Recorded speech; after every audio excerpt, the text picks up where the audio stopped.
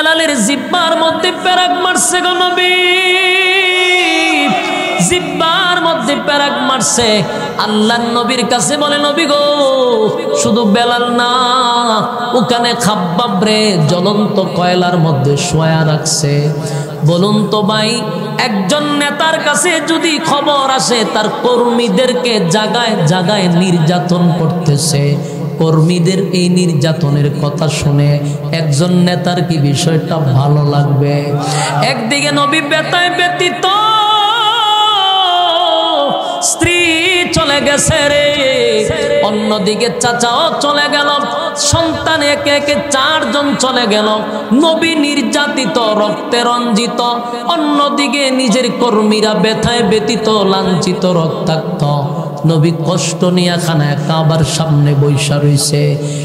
এর মধ্যে এমনি শুনে নবীর চাচি উম্মে জামিল আবু লাহাব পারবো মানুষের দাঁড়ে দাঁড়ে গিয়া বলেন, তোমরা শুনছ মুহাম্মদের ধর্ম বেশি দিন জমিনে টিকবে না। নাউজুবিল্লাহ, মুহাম্মদের ধর্ম বেশি দিন জমিনে টিকবে না, মুহাম্মদের নাম নিশানা জমিনে থাকবে না। নবীরে গালি দিতে লাগলো, আবে তার বলে গালি দেয়, আবে তার বলে গালি দেয়। আল্লাহর নবীরে আটকুরা বলে গালি দেয় রে, নবীরে নির্বংশা বলে গালি দেয়। আল্লাহর নবীরে এমন ভাবে গালমন্দ করতেছিল, পয়গম্বরের কাছে খবর আসছে, নবী গো আপনার আপন চাচি কেমনে গো আপনার বিরুদ্ধে আবে তার বলে গালি দেয়, আপনার নাম নিশানা নাকি জমিনে থাকবে না, আপনার নাম নেওয়ার মতো কেউ থাকবে না। উম্মে জামিল বলে তার ছেলে ছিল 4টা ছেলে মারা গেছে, তার মানে তার নাম নেওয়ার মতো কেউ নাই, তার বংশ নাই, কেউ নাই। আবে তার আটপুরা নির্বংশা বইলা গালি দেয়। এই পরিস্থিতিতে নবীর কাছে খবর আসার পরে একটা লোক এতগুলা ব্যথায় ব্যতীত হইয়া খানায় কাবার সামনে বসা, যেই মাত্র নবী শুনছে আপন চাচি নবীরে আটপুরা বইলা গালি দেয়, আল্লাহর নবীর চোখ দিয়া টপ টপ করে মুক্তার দানার মতো পানি পড়তেছিল। খেয়াল করবে আম্মা জান চলে গেছে, এতটা ব্যথা পায় নাই। আবু তালেব চলে গেছে, এতটা ব্যথা পায় নাই। তায়েফের ময়দানে রক্তাক্ত হয়েছে, ব্যথা পায় নাই। নবীর ছেলে চলে গেছে, কষ্ট লাগে নাই। কিন্তু চাচি এই কথা বলার কারণ নবীর চোখ দিয়া পানি পড়তেছিল। আল্লাহ ডাক দিয়া বলে, জিবরাইল আমার বন্ধু কেন কান্দে? আমার বন্ধুর চোখের পানি আমি আল্লাহ বরদাস্ত করতে পারি না। পয়গম্বর খানায় কাবার সামনে বসা, ঠিক কান্নার মধ্যে চোখ দিয়া পানি ঝরতেছিল। এমন অবস্থায় নবীর তন্দ্রা চলে আসছে, তন্দ্রা বুঝেননি, ঘুমে ধরছে নবীর। এই কান্নার মাঝখানে নবী যখন তন্দ্রায় চলে গেল, এমনি নবী হঠাৎ করে একটা মুস্কি হাসি মারলেন। কান্নার মাঝখানে হাজার কষ্ট নিয়ে নবী যখন মুস্কি হাসি দিলেন, সাহাবায়ে কেরাম বলে, নবী গো বলতে সাহস পাই না, আপনি কান্নার মাঝখানে মুস্কি হাসি দিলেন গো নবী। দিলের কান লাগায় শুনেন। তারা নবীরে প্রশ্ন করছে, নবী হইছেন কেমনে? আল্লাহর নবী হয় 40 বছর রিসার্চ কর, গোটা 40 বছরটা দেখ আমি নবী কেমনে হইছি। এখন বেঈমানরা তালাশ করে দেখছে, 40 বছর অ্যানালাইজ করছে। এরা তো ব্রেইনি লোক ছিল, আমরার মতো মাথা মোড়া আছে না, এরা খুব ব্রেইনি আছিল, বিদুর্মী হইল ব্রেইনি আছিল। এরা 40 বছর রিসার্চ করে নবী হওয়ার যোগ্য। এটা নবীর সামনে কয় না, এরা কয় হয় হাতে দাবি যে করছে কথা তো সত্য। ওনার জন্ম যেরকম ভাবে হয়েছে এটা তো কোনো মানুষের দ্বারা সম্ভব না, এটা একজন নবীর দ্বারা সম্ভব। এবং ওনার যতগুলা অলৌকিক ঘটনা ঘটছে এটা কোনো সাধারণ মানুষের দ্বারা সম্ভব না, এগুলা সব অসাধারণ মানুষের দ্বারা সম্ভব। আর আল্লাহ নবী হয় এই ঘটনাগুলি আল্লাহ ঘটাইছে, এগুলা সবগুলো আমি নবী হওয়ার জন্য নবুয়তের দলিল। অনেক কথা শেষ নেই, আর কেমনে আটকাইব? এতদিন বলছে কেমনে নবী হয়েছেন, দেখ 40 বছর। এখানে এরা পুরা বুঝতে পারছে উনি নবী হওয়ার যোগ্য, এটা বুঝতে পারছে। এরা ব্রেইনে কয়, মনে কয়, অন্তরে কয় যে উনি নবী হওয়ার যোগ্য। এটা স্বীকার করছে মনে মনে, কিন্তু সামনে হয় না। কথা কি বুঝতেছে? সামনে হয় না কেন জানেননি? যদি সামনে কয় মাইনা নেয় তাহলে এরার ব্যবসা লাল বাতি জ্বলবো। কথা বুঝেন নাই? এই জন্য এরা স্বীকার করে না। যেমন আবু জাহিল্লা বালা কইরা জানতো আল্লাহর নবী যে একজন সত্য নবী সত্য রাসূল, এটা বালা করে জানতো, এর মনে জানতো, এর হৃদয়ে জানতো, কিন্তু অসভ্য কোনো সময় মানতো না। কথা বুঝতেছেন? এ জানতো, মানতো না। এই জন্য আল্লাহ মোহর মেরে দিছে। এখানে অনেক পাবলিক আছে, অনেক ওয়াজ জানে, এটা হালাল এটা হারাম এটা সব জানে, কোন রাস্তায় চললে সঠিক পথে যাব সব জানে, এরপরও মানে না। এদের কপালও মোহর মেরে দেওয়া হয়। জানার পরেও যারা মানে না, ছাড়া তো পরে এরার মোহর, এরার কপাল। একজন জানে না, বারবার অন্যায় করলে আল্লাহ মাফ করে দেয়। জানে না, বুঝছে না, বুঝার পরেও তুমি একই কাজ বারবার করতেছ, তোমার কপাল, তোমার কপাল হেদায়েত নাই। কারণ তুমি তো হেদায়েতের উদ্দেশ্যে তুমি কোনো কাজ করো না। কারণ জান্না শূন্যই অপরাধ করতেছে দিনের পর দিন, এদের কপালে কি নাই? হেদায়েত নাই। যেমন আবু জাহিল্লার নাই। গোটা মক্কার মানুষ জানার পরেও নবীরে বাধা দিছে, বাধা দিছে, বাধা দিছে, একের পর এক বাধা দেয়, বাধা দেয়, চলতেছে চলতেছে চলতেছে। 13টা বছর চলে গেল রে, নির্যাতন নির্যাতন শুরু হয়ে গেল। কিন্তু নবীরে যিনি শেল্টার দিতেন, নবীরে যিনি আগায়া ধরতেন, সব কাজে যিনি সাহায্য করতেন, এদের মধ্যে লোক ছিল 2 জন। একজন হলো আম্মা জান খাদিজাতুল কুবরা, আর একজন ছিল আবু তালেব। গোটা মক্কা নগরীতে নবীর পাশে ছিল 2 জন, একজন নিজের স্ত্রী আর একজন ছিল আপন চাচা। এই 2 জন লোকের সামনে নবীরে কেউ কথা বলার সাহস পাইতো না, নবীর শরীরে টাচ করতে পারতো না। যতদিন আম্মা জান বেঁচে ছিল, যতদিন আবু তালেব বেঁচে ছিল, নবীর শরীরে কেউ টাচ করতে পারে নাই। শুধু গালমন্দ করছে, বিরোধিতা করছে, আমার নবীর শরীরে কেউ টাচ করতে পারে নাই। কিন্তু একদিন আম্মা জান খাদিজাতুল কুবরা রাদিয়াল্লাহু তাআলা আনহা দুনিয়া থেকে বিদায় হয়ে গেছে। নবীর একটা সার চলে গেছে, সুখের কথা দুঃখের কথা সব কথা আম্মা জানের সঙ্গে উনি শেয়ার করতেন। আম্মা জান শিক্ষিত ছিল, নবীরে বুঝাইতেন, আগ্রহ তৈরি করে দিতেন। সেই কলিজার টুকরা বিবি দুনিয়া থেকে বিদায় হয়ে গেল, নবীর একটা সার যেন চলে গেছে। আল্লাহর পয়গম্বরের এই পরিস্থিতিটা ছিল অত্যন্ত দুঃখের, কারণ মনটা একেবারেই নষ্ট হয়ে গেল। হায় হায়, দুঃখের কথা কার কাছে বলবো, সুখের কথা কার কাছে বলবো? কিন্তু আমার মালিক নিয়ে গেছে, আমার নবীর কোনো অভিযোগ নেই, কোনো অভিযোগ নেই, কিন্তু মনে তো একটা কষ্ট থেকেই যায়, ঠিক নেই?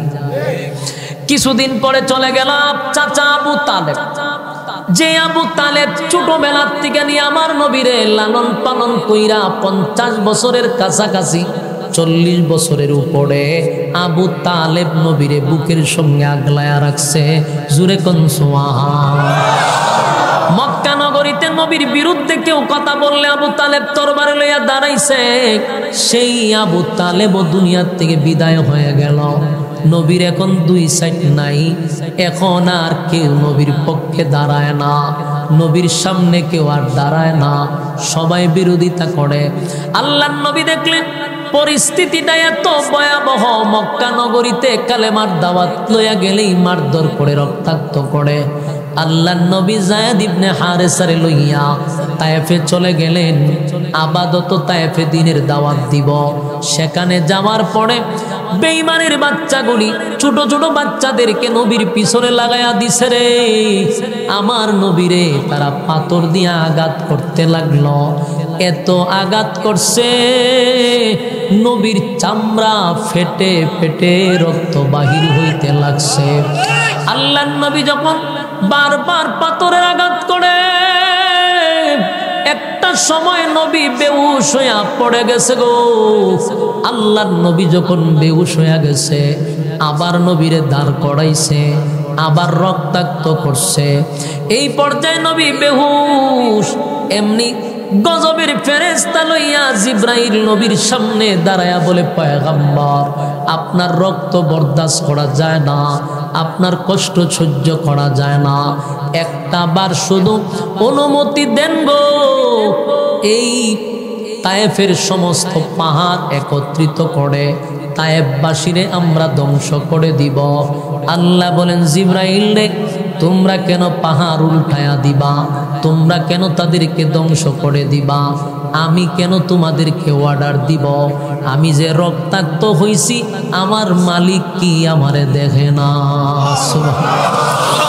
আল্লাহ ডাক দেয়া বলে, জিবরাইল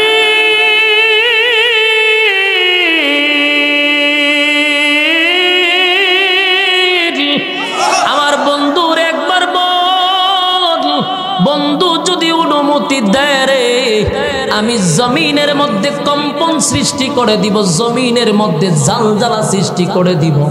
আমার বন্ধুর শুধু অনুমতি চাই। আল্লাহর নবী তখন ডাক দেয়া বলে, মালিক, তায়েফবাসী আমারে রক্তাক্ত করছে, আমারে বেহুশ করে ফালাইয়া দিছে, আমার ভিতরে কোনো কষ্ট নাই গো, আপনি তাদেরকে ধ্বংস কইরেন না। আল্লাহ তাদেরকে যদি আপনি ধ্বংস করে দেন, বলেন না মালিক আমি কার কাছে দাওয়াত লইয়া যাইব? জুরে কোন সুবহান। আমার নবীর কত মায়া,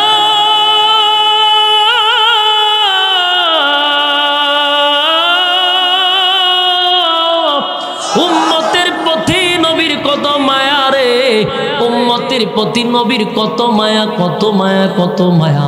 আল্লাহর নবী যে আমাদের জন্য রহমত। আল্লাহ বলেন, ওমা আরসালনাকা ইল্লা রাহমাতাল লিল আলামিন। আমার নবীর কত মায়া, নবী সব জাতির জন্য রহমত। এই তায়েফবাসী নবীরে কত আঘাত করলো, আঘাত করলো। উল্টা নবী দোয়া করে, আল্লাহ মাইরেন না, মাইরেন না, অপরাধ করছে বুঝতে পারে নাই, আল্লাহ তাদেরকে হেদায়াত দিয়া দেন। আমার নবীর এই দোয়া আল্লাহ কবুল করলো, তাদেরকে ধ্বংস করলো না। আমার যুবক ভাইরা, রক্তাক্ত শরীরটা লইয়া চলে আসলেন মক্কায়। মক্কায় আয়েশা দেখে চতুর্দিকের মানুষগুলা নবীর প্রতি খুব খেফা। একদিকে আম্মাজান খাদিজা নাই, অন্যদিকে আবু তালেব নাই, নবীর প্রতি বড় খেফা গো। এখন তো পয়গাম্বর দাওয়াত লইয়া গেলে তাদেরকে মারধর করে। হঠাৎ করে আল্লাহর পয়গাম্বর কলিজা ফাটা ব্যথা লইয়া বসা। এর কিছুদিন পর পরই নবীর একটা, দুইটা, তিনটা, চারজন সন্তান ছিল, ছেলে সন্তান। একে একে চারজন সন্তান দুনিয়ার থেকে বিদায় হয়ে গেল। এই যুবক ভাইরা একটু খেয়াল করবেন, আম্মাজান খাদিজা দুনিয়ার থেকে বিদায় হয়ে গেছে, আবু তালেব দুনিয়ার থেকে বিদায় হয়ে গেছে। নিজে রক্তাক্ত হইয়া যখন নিয়া শরীরের মধ্যে নবী মক্কায় ফিরে আসছে, কলিজার টুকরা চারটা সন্তান একে একে দুনিয়ার থেকে বিদায় হয়ে গেছে। কতটা কষ্ট আর কতটা চাপ নবী নিয়ে বসে আছে। আল্লাহর নবী একটা পর্যায়ে মক্কাতে বসা, খানায় কাবার সামনে নবী বৈশা রইছে। চারটা সন্তান নিজের হাতে নবী দাফন কাফন করলো। বাবা হিসাবে নবীর মনে একটা কষ্ট। নবী খানায় কাবার সামনে বৈশা রইছে। এমনি নবীর কানে আওয়াজ আসতেছে, পয়গম্বর আপনার কর্মীদেরকে জাগায় জাগায় আবু জাহেলের বাহিনীরা নির্যাতন করতেছে। বেলালের বুকে পাথর দেখে আসছি গো নবী, বেলালে পাথর দিয়া রাখছে। বেলাল আল্লাহ বলার কারণে বেলালের জিব্বার মধ্যে পেরাক মারছে গো নবী, জিব্বার মধ্যে পেরাক মারছে। আল্লাহর নবীর কাছে বলে, নবী গো শুধু বেলাল না, ওখানে খাব্বাব রে জ্বলন্ত কয়লার মধ্যে শোয়া রাখছে।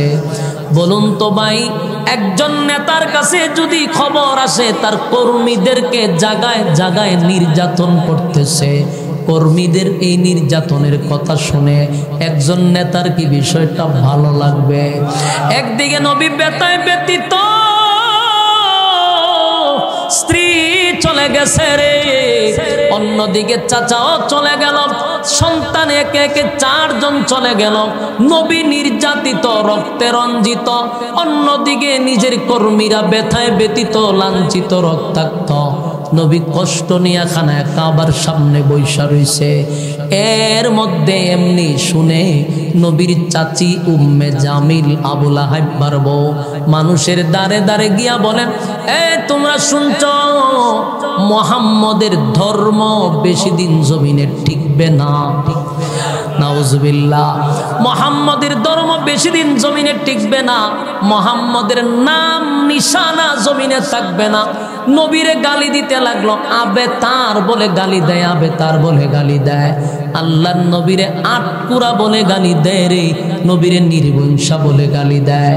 আল্লাহর নবীরে এমন ভাবে গালমন্দ করতেছিল, পয়গম্বরের কাছে খবর আসছে, নবী গো আপনার আপন চাচি কেমনে গো আপনার বিরুদ্ধে আবে তার বলে গালি দেয়, আপনার নাম নিশানা নাকি জমিনে থাকবে না, আপনার নাম নেওয়ার মতো কেউ থাকবে না। উম্মে জামিল বলে তার ছেলে ছিল 4টা ছেলে মারা গেছে, তার মানে তার নাম নেওয়ার মতো কেউ নাই, তার বংশ নাই, কেউ নাই।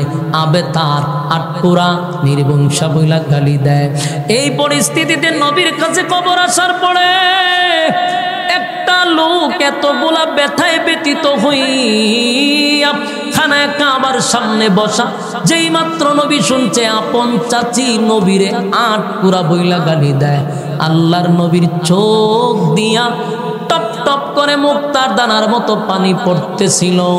খেয়াল করবে আম্মা জান চলে গেছে, এতটা ব্যথা পায় নাই। আবু তালেব চলে গেছে, এতটা ব্যথা পায় নাই। তায়েফের ময়দানে রক্তাক্ত হয়েছে, ব্যথা পায় নাই। নবীর ছেলে চলে গেছে, কষ্ট লাগে নাই। কিন্তু চাচি এই কথা বলার কারণ নবীর চোখ দিয়া পানি পড়তেছিল।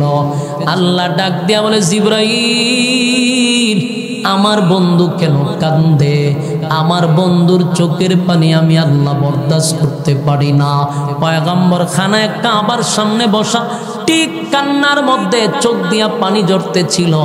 এমন অবস্থায় নবীর তন্দ্রা চলে আসছে, তন্দ্রা বুঝেননি, ঘুমে ধরছে নবীর। এই কান্নার মাঝখানে নবী যখন তন্দ্রায় চলে গেল, এমনি নবী হঠাৎ করে একটা মুস্কি হাসি মারলেন। কান্নার মাঝখানে হাজার কষ্ট নিয়ে নবী যখন মুস্কি হাসি দিলেন, সাহাবায়ে কেরাম বলে, নবী গো বলতে সাহস পাই না, আপনি কান্নার মাঝখানে মুস্কি হাসি দিলেন গো নবী। জানতে চাই গো নবী মুস্কি হাসির কারণটা কি? আল্লাহর নবী বলেন, সাহাবীরা রে, এই মুহূর্তে আমার কাছে একটা সূরা নাজিল হইছে। এই সূরাটা আমার মালিক আমারে খুশি করার জন্য নাজিল করছে। এই সূরাটা আমার শান মান মর্যাদা নিয়ে আলোচনা করছে। আমারে শুধু আল্লাহ খুশি করার জন্য সূরাটা নাজিল করলো। এই সূরাটাই আপনাদের সামনে আমি তেলাওয়াত করছি। সূরাটার নাম হলো সূরা কাউসার। এতক্ষণে বুঝতেছেন সূরাটা নাজিল হইল কেন? নবীরে খুশি করার জন্য, নবীরে আনন্দ দেওয়ার জন্য। আল্লাহ তখন জিব্রাইলকে পাঠায়। আল্লাহ বলেন, ইন্না আ'তাইনাকাল কাউসার ফাসাল্লি লিরাব্বিকা ওয়ানহার ইন্না শানিআকা হুয়াল আবতার। এই সূরার মধ্যে নবীর সম্মান নিয়ে আলোচনা করছে। শুধু তাই নয়, আল্লাহ নিজে প্রতিবাদও করছে। বন্ধুর পক্ষ হইয়া নবীর পক্ষ হইয়া আল্লাহ প্রতিবাদ করছে। আল্লাহ জিগায়, বন্ধু আপনার চোখ দিয়া কেন পানি পড়ে? কেন কান্দেন? কেন কান্দেন? আল্লাহ বলেন, আপনার স্ত্রী দুনিয়ার থেকে বিদায় হয়ে গেছে, সেই ব্যথায় ব্যতীত হইয়া কান্দেন।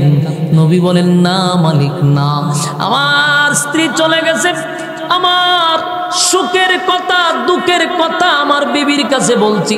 আমার বিবি ইসলামের জন্য, দিনের জন্য আমার কাছে অনেক কিছু করছে, আমার জন্য করছে। তার সমস্ত সাই সম্পত্তি দিনের জন্য বিলীন করে দিছে। আল্লাহ, আমার স্ত্রী চলে গেছে আপনার ডাকে, আমার কষ্ট নাই, আপনি নিয়ে গেছেন, আমার কোনো অভিযোগও নাই। আল্লাহ আমার চাচা ছোটবেলা থেকে নিয়া বাবার আদর আমি পাই নাই। চাচা আমার এই সন্তানের মতো লালন পালন করছে। আমার বিরুদ্ধে কেউ কথা বললে তরবারি লইয়া দাঁড়াইছে। সেই চাচারও আপনি নিয়ে গেছেন, আমার কোনো অভিযোগ নাই। আপনি নিছেন, আমার অভিযোগ নাই। মালিক তায়েফের ময়দানে মার খাইছে গো, আপনার দিনের জন্য, ইসলামের জন্য। আমার কষ্ট নাই, কোনো অভিযোগ নাই। আপনার দিনের রাস্তায় আমি 1000 বার শহীদ হইতে রাজি। আল্লাহ, আমি শহীদের মর্যাদা চাই, আমার কোনো কষ্ট নাই। কিন্তু মালিক, আমার একে একে 4টা সন্তান চলে গেল। বাবার কাছে সবচেয়ে ভারী হলো, ওজন হলো সন্তানের লাশ। এর থেকে বেশি ওজন বাবার জন্য আর কিছু হতে পারে না। একটা বাবা সব সহ্য করতে পারে রে, সন্তানের লাশ কাঁধে নিতে পারে না। আল্লাহর পয়গম্বর একটা দুইটা নয়, 4টা সন্তান ওনার একে একে দুনিয়ার থেকে বিদায় হইল। নিজের হাতে নবী সন্তানগুলারে গোসল পড়াইল, নিজের হাতে নবী গোসল পড়াইয়া, নিজের হাতে কাপড় পড়াইয়া, নিজে নবী জানাজা পড়াইয়া, নিজের হাতে কবরে নামাইয়া দাফন করলো। নবী বলেন, আল্লাহ আমার একে একে 4 সন্তান চলে গেছে, আপনি নিছেন, আমার কোনো অভিযোগ নাই। আপনি নিছেন, আমার কোনো অভিযোগ নাই। আল্লাহ, আমার কর্মীরা জায়গায় জায়গায় মার খায় গো, আমার কর্মীরা জায়গায় জায়গায় মার খায়, রক্তাক্ত হয়ে গেছে। আমার বেলাল রে মারে, খাব্বাব রে মারে, আমার সেখানেও কোনো অভিযোগ নাই। তারা যদি শাহাদাত বরণ করে আপনার তরি জান্নাত পাবে, আমার কোনো কষ্ট নাই, আমার কোনো অভিযোগ নাই। কিন্তু আমার কষ্ট লাগছে, আমার তো মা নাই, আমার বাবা নাই। এতগুলা কষ্ট আমি পাইলাম, এতগুলা চাপ আমার উপর দিয়া গেল, একটা মানুষ মক্কার আমারে সান্ত্বনা দিল না। দাওয়ানটি গোটা মক্কার কেউ কি নবীরে সান্ত্বনা দিছে? কথা কন না। আপনার ছেলে মারা গেলে প্রতিবেশী আপনারা এসে সান্ত্বনা দেয়, আপনারে বোঝায় যে আল্লাহর দন আল্লাহ নিছে। আমার নবী বলেন, মালিক কেউ আমারে সান্ত্বনা দিল না, কষ্ট লাগলো। আমার আপন চাচি, আমার আপন চাচি কেমনে গো, মানুষের দ্বারে দ্বারে হাইটা হাইটা আমারে কয় আমি নাকি আটকুরা, আমি নাকি নির্বংশ, আমার নাম নাকি জমিনে থাকবে না, আমার দিন ধর্ম বেশি দিন টিকবে না। এটা আমার কলিজায় দারুণ আঘাত লাগছে।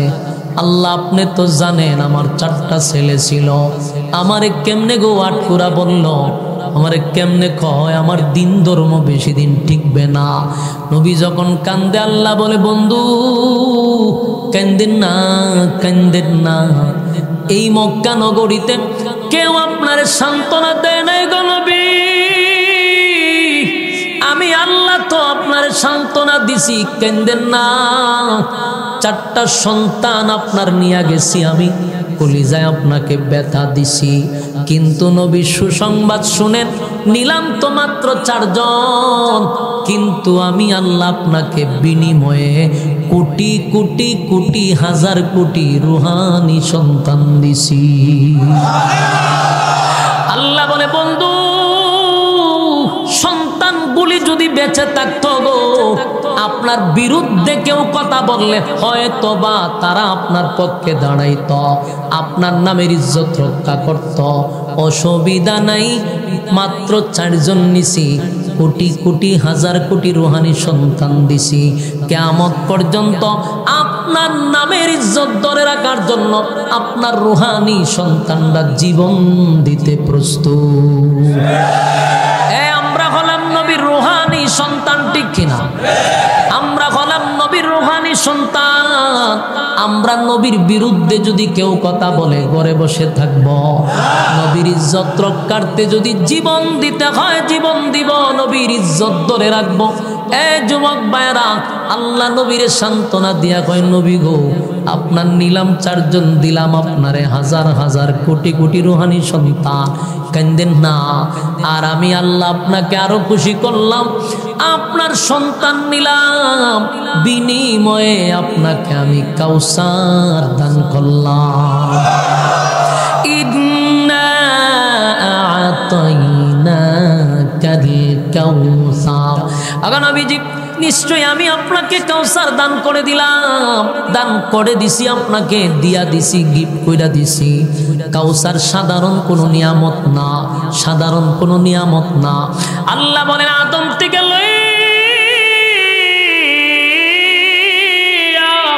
ঈসা রূহুল্লাহ পর্যন্ত কত নবী রাসূলগণ আমার পরীক্ষায় উত্তীর্ণ হয়েছে, কত নবীরা আমার সঙ্গে তারা সম্পর্ক ছিল।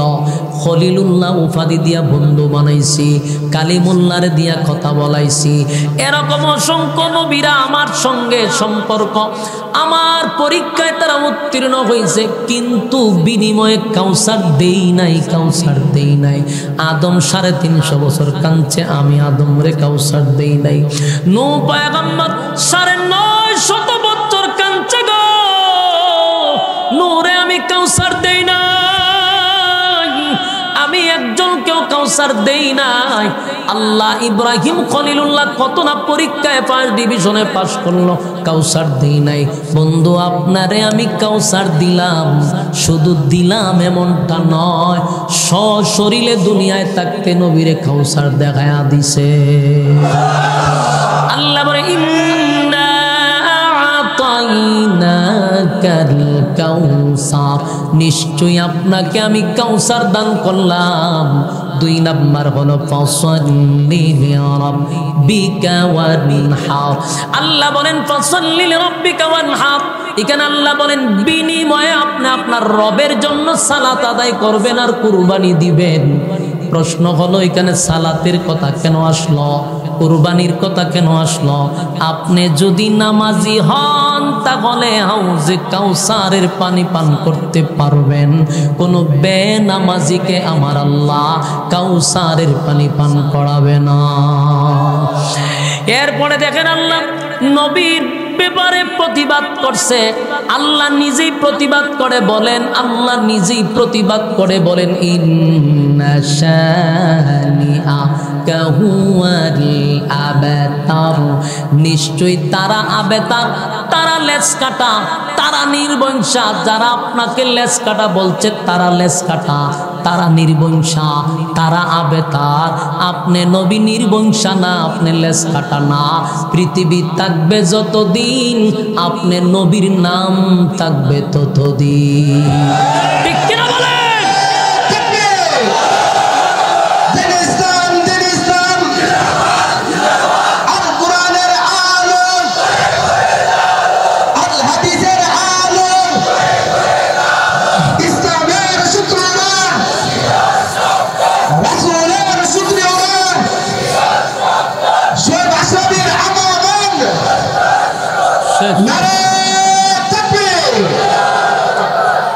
যুবক ভাইরা বলুন, নবীর ইজ্জত রক্ষার্থে নবীর রুহানি সন্তানরা প্রস্তুত আছে না নাই? কিয়ামত পর্যন্ত নবীর রুহানি সন্তানরা নবীর ইজ্জত রক্ষার্থে জীবন দিবে, এটা হলো বাস্তবতা।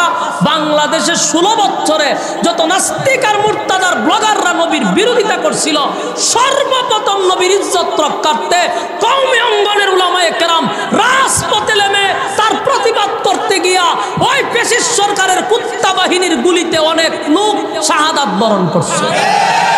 বুলাতে আমার ভাইয়েরা শাহাদাত বরণ করছে।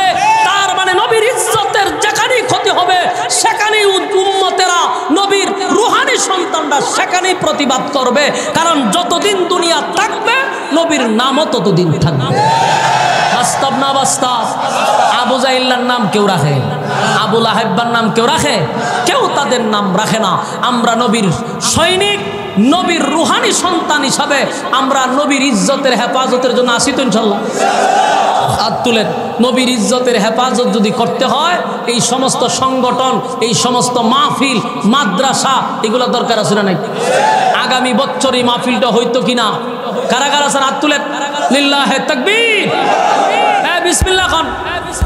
একবারে মন থেকে পকেটটা ঢুকাই দেন, ঢুকাইয়া যা আছে সব বাইর করেন, সব বাইর করেন। রুমাল লিয়ে যান, কমিটির যারা আছেন ইলফুল ফজুলের কই লুক কৌ যান, দূরে যান, দূরে যান।